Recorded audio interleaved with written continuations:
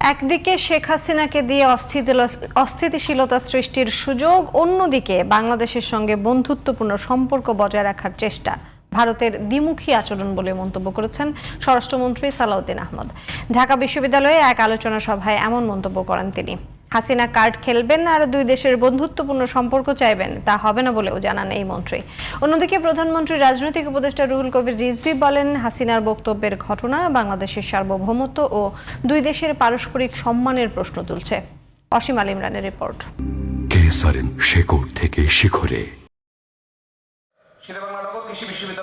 শনিবার জুলাই গণ অভ্যুত্থান 2024-এর 2 বছর পূর্তি উপলক্ষে আয়োজিত ফ্যাসিবাদী সরকার পতনে বিশ্ববিদ্যালয় শিক্ষকদের ভূমিকা শীর্ষক আলোচনা সভার আয়োজন করে ঢাকা বিশ্ববিদ্যালয় সাদা দল ও বিশ্ববিদ্যালয় শিক্ষক সংগঠন ইউটিএফ।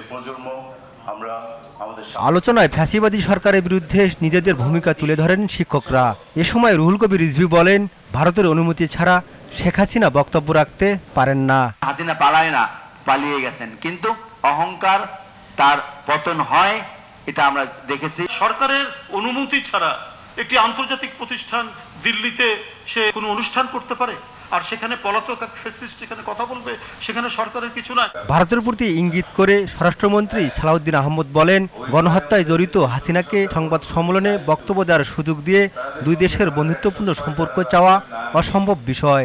যিনি এই দেশে মানবতা বিরোধী অপরাধ করেছেন, জাতিসংঘের রিপোর্ট মতে 1400-এরও বেশি মানুষকে হত্যা করেছেন এবং আসমান থেকে হেলিকপ্টার থেকে গুলি করে এই দেশের জনগণকে হত্যা করেছেন, এরপরেও কি তাকে ডেমোক্রেটিক কালচারের কোন নেতা হিসেবে ভারত স্বীকৃতি দিতে পারে? এই দেশে অস্থিরতা সৃষ্টির জন্য যে সমস্ত বয়ান দিয়ে যাচ্ছে, সেটা আমাদের অভিযোগ রইল।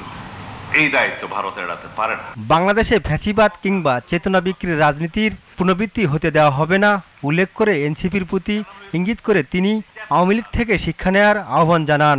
আমাদের রাজনীতির নতুন বন্ধুরা নতুন বন্দোবস্তের নতুন রাজনীতির কথা বলে পুরাতন বন্দোবস্তের ধারায় তাদেরকে সংশোধন হতে বলবো।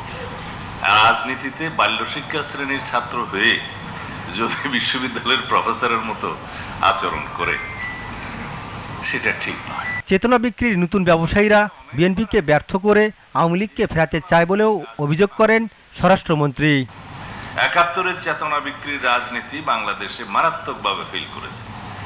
শেখ হাসিনা 71-এর চেতনা বিক্রি করতে করতে দিল্লিতে যেয়ে বসে আছে। অসীম আল ইমরান, ডিবিসি নিউজ, ঢাকা।